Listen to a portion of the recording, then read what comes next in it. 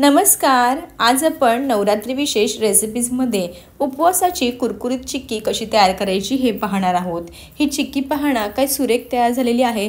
चवीला खूप छान तयार झालेली आहे. महिनाभर हवाबंद डब्यामध्ये आरामशीर टिकते, अजिबात खराब होत नाही. 9 दिवसाच्या उपवासामध्ये रोज सकाळ संध्याकाळ एक खाऊ शकता, अजिबात थकवा जाणवणार नाही.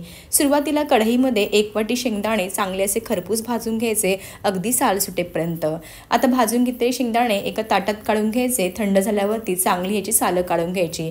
थोडीफार सालं शिल्लक राहिली तरी काहीच हरकत नाही. आता एका छोट्या मिक्सरच्या भांड्यामध्ये ही सर्व शेंगदाणे थोडे थोडे करून मिक्सरला चांगले पल्स मोडवरती बारीक करून घ्यायचे. अगदीच बारीक न करता थोडंसं रवाळ ठेवायचं आहे, म्हणजे कसं चिक्की छान अशी तयार होईल. हे पहा, अशा प्रकारे सर्व शेंगदाण्याचा कूट मी तयार करून घेतलेला आहे. आता एका कढईमध्ये 1 चमचा साजूक तूप घालायचं आणि 1 वाटी गूळ घालायचा. बारीक सुरीने कापून घेतलेला गूळ घालायचा. 1 वाटी शेंगदाण्यासाठी त्याच वाटीने मोजून 1 वाटी गूळ घेतलेला आहे. आता आपल्याला गुळाचा ना अगदी मस्त असा कडक स्वरूपाचा गोळीबंद पाक तयार करायचा. आता असा कडक पाक तयार झालेला आहे. 1 चमचा वेलची पावडर घातलेली आहे. गॅस कमी ठेवायचा. आता हा तयार केलेला शेंगदाण्याचा सर्व कूट घालून घ्यायचा आणि अगदी फटाफट मिक्स करायचं. थोडंफार मिक्स झालं की लगेचच गॅस बंद करायचा आणि चांगलं हे मिक्स करून घ्यायचं. हे पहा, छान असं मिक्स झालेलं आहे.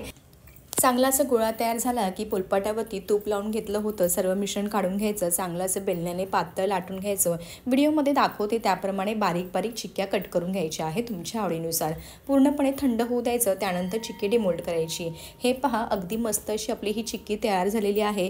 कशी वाटली तुम्हाला आजची रेसिपी? आवडली असेल तर जरूर करून पहा. असेच भेटूया एका नवीन आणि सोप्या रेसिपीसोबत. तोपर्यंत मस्त खा आणि हेल्दी राहा.